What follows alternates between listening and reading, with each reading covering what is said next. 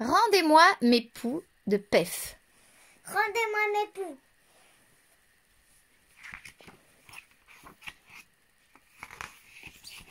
Mathieu habitait un luxueux appartement de la résidence privée des nouveaux seigneurs.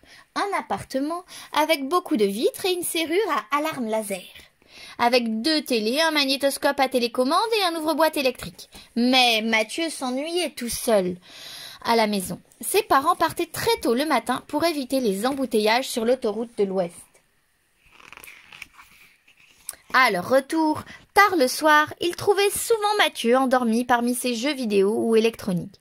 Il en avait 38, plus tous ceux qu'il empruntait à ses copains. Il lui faudrait une petite sœur, suggérait son père. Il pourrait jouer avec. Pas question, répliquait sa mère. Je serais obligé de m'arrêter de travailler et on ne pourrait plus payer le loyer de l'appartement. Ah, disait le père. Un jour, Mathieu sentit que ça le démangeait dans sa tête. Et en se grattant très fort, il découvrit qu'il avait des poux. « Oh !» fit-il. « Des poux. Je poussème un pou, beau pou, à la poulie, pas du pou. » Mathieu ne le savait pas, mais cette phrase dite par hasard était une phrase magique. Elle donne aussitôt la parole aux poux et les rend domestiques, fidèles et obéissants. Mathieu en tira une poignée de ses cheveux et leur souhaita la bienvenue sur lui. Puis il les peignit en rouge et en jaune et organisa un tournoi de poux de balle. « Allez les jaunes! But !» Le soir venu, il rangea ses nouveaux copains dans une boîte d'allumettes et leur fit un lit douillet avec une mèche de ses cheveux.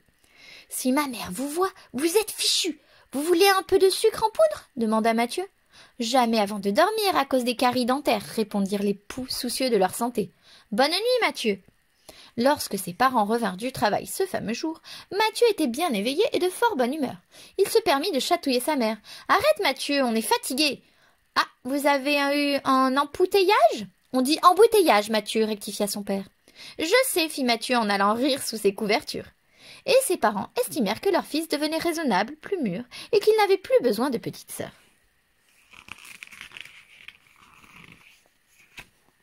Les poux se plaisaient beaucoup sur Mathieu. Leur ami les nourrissait 2 fois par jour en saupoudrant sa tête de chocolat râpé. « Quand vous serez 10 000, promettait Mathieu, je vous installerai dans un sac en plastique transparent et on montera sur la tour Eiffel. »« Emmène-nous avec toi à l'école, suppliaient les poux. »« Jamais de la vie, s'écriait Mathieu. Marie-Rose, ma maîtresse, elle vous a en horreur. Elle passe son temps à fouiller nos cheveux. Quand elle en trouve un, elle le coince dans une diapositive et elle le projette sur l'écran. Elle nous fait une leçon de science pour nous apprendre à vous détester. »« Quelle horreur !» s'exclamaient les poux. « Et ce n'est pas tout, expliquait encore Mathieu. Monsieur Parapou, le directeur de l'école, on l'appelle le bombardier. Il nous désinfecte avec des gaz toxiques et ça vous tue.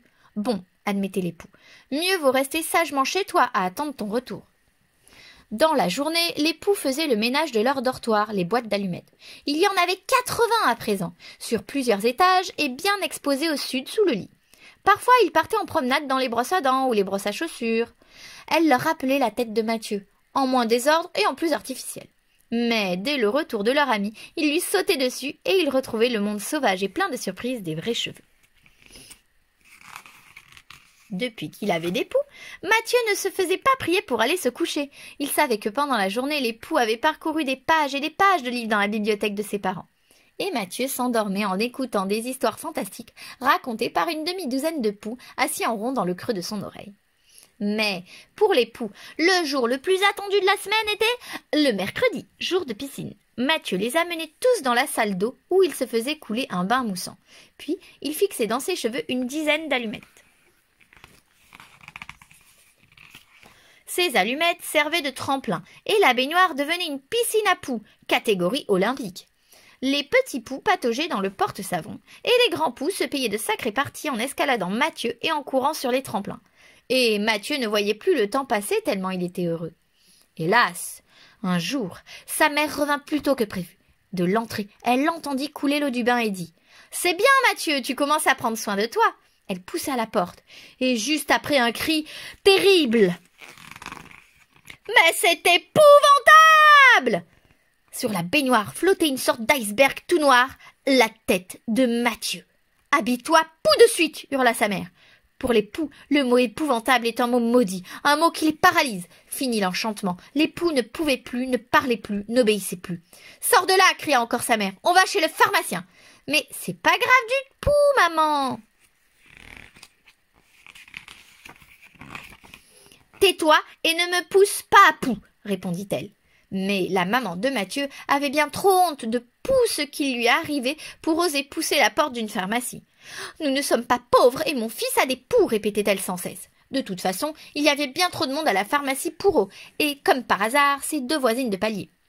Et puis, l'autre pharmacie était fermée pour cause de répuration, ses poutres pourries étant devenues parfaitement dangereuses pour la population. « Je n'en peux plus !» haletait la mère de Mathieu en poussant d'affreux soupirs. « Je ne vois qu'une solution, qu'on te poupe les cheveux et plus vite que ça. »« Mais, madame, répondit le coiffeur, c'est impossible.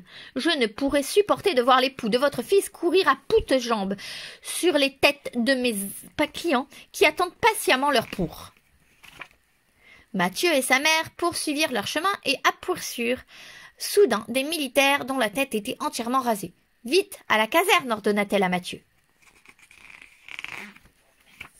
Là-bas, le coiffeur des soldats se montra particulièrement aimable. « Nous avons même un aspirateur qui va vous dépoirasser de cette vermine. » 5 minutes plus tard, Mathieu n'avait plus un poux sur la tête et plus de cheveux non plus. Sa tête était rasée et sa mère était ravie. Elle avait pu téléphoner à son mari et la belle et propre voiture de la famille s'était arrêtée devant la porte de la caserne. Mathieu monta à l'arrière en maugréant. « Rendez-moi mes poux !»« Rendez-moi mes poux !»« Tu parles qu'on va te les rendre, » râla son père. « Confisqués, tu ne les reverras plus. »« Rendez-moi mes poux !»« Rendez-moi mes poux !» insistait Mathieu. « Jamais tu es privé de poux. » Et le père de Mathieu regarda sévèrement son fils dans le rétroviseur. « Faudra que je conduise la voiture au garage, » ajouta-t-il. « Elle fume, c'est tout noir derrière. Mais était-ce vraiment de la fumée ?